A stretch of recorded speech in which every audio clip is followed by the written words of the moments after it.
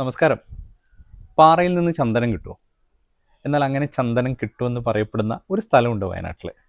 ഇതിനു മുമ്പ് ഞാൻ ആ സ്ഥലത്തെപ്പറ്റി ഒരു വീഡിയോ ചെയ്തിട്ടുണ്ടായിരുന്നു. വാത്മീകി ആശ്രമം. അവിടെ താഴെ ഒരു മുനിപ്പാറയുണ്ട്. അപ്പോൾ അവിടുത്തെ ആ പാറയിൽ നിന്ന് ചന്ദനം കിട്ടുമെന്നാണ് വിശ്വാസം. അപ്പോൾ നമ്മുടെ കഴിഞ്ഞ വിഷു കഴിഞ്ഞ 7ാമത്തെ ദിവസം അവിടെ ഒരു ചടങ്ങുണ്ടായിരുന്നു.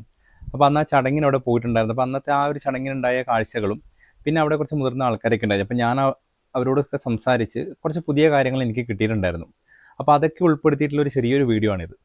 അപ്പോൾ എന്തായാലും നിങ്ങൾ വീഡിയോ ഒന്ന് കാണുക, അഭിപ്രായങ്ങൾ പറയുക, ഇഷ്ടപ്പെട്ട ഒരു ലൈക്കും കൂടെ ചെയ്യുക. അതുപോലെ തന്നെ ആ പഴയ വീഡിയോ, മുനിപ്പാറയുടെ ആ പഴയ വീഡിയോ അല്ലെങ്കിൽ വാത്മീകി ആശ്രമത്തിൻ്റെ പഴയ വീഡിയോയുടെ ലിങ്കും കൂടെ ഞാൻ ഡിസ്ക്രിപ്ഷനിൽ കൊടുക്കാം. അപ്പോൾ എന്തായാലും വീഡിയോയിലേക്ക് നമുക്ക് കിടക്കാം.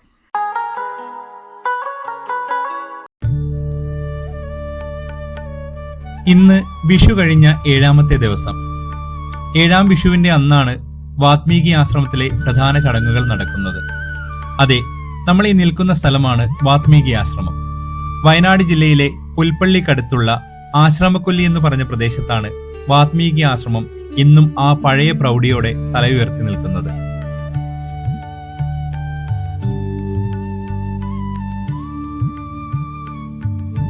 ധാരാളം ആളുകൾ അന്നത്തെ ആ ചടങ്ങിന് സാക്ഷിയായി അവിടെ എത്തിയിട്ടുണ്ടായിരുന്നു.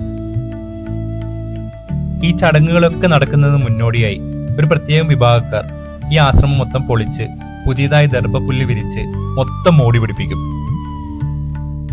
പുൽപ്പള്ളി സീതാലവകുശ ക്ഷേത്രത്തിലെ പ്രധാന പൂജാരിമാരാണ് ഇവിടത്തെയും പൂജകളും മറ്റു ചടങ്ങുകളും നടത്തിയത്.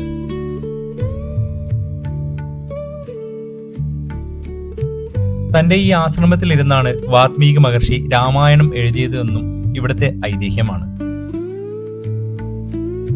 രാമനാൽ ഉപേക്ഷിക്കപ്പെട്ട സീതാദേവി പലയിടത്തും അലഞ്ഞുതിരിഞ്ഞ് അവസാനം വാത്മീകി ആശ്രമത്തിൽ എത്തിയെന്നും മക്കളായ ലവനും കുശനും ഇവിടെ ജന്മം നൽകിയെന്നും മറ്റൊരു ഐതിഹ്യമാണ്.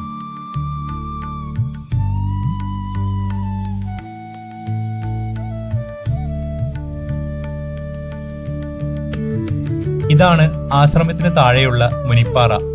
ഇവിടെയാണ് വാത്മീകി മഹർഷി തപസ് അനുഷ്ഠിച്ചിരുന്നത് എന്നാണ് ഐതിഹ്യം.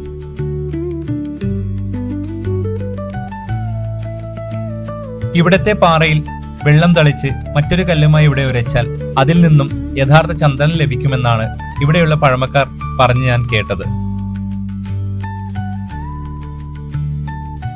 ഞങ്ങൾ മുകളിൽ ആശ്രമത്തിന്റെ അടുത്തിരുന്നപ്പോൾ കുറച്ച് ചേച്ചിമാർ പറഞ്ഞു ഞങ്ങൾ താഴെ പോയി അവർക്ക് ചന്ദനം ലഭിച്ചു എന്ന്. പക്ഷെ ഞാനത് കണ്ടില്ല.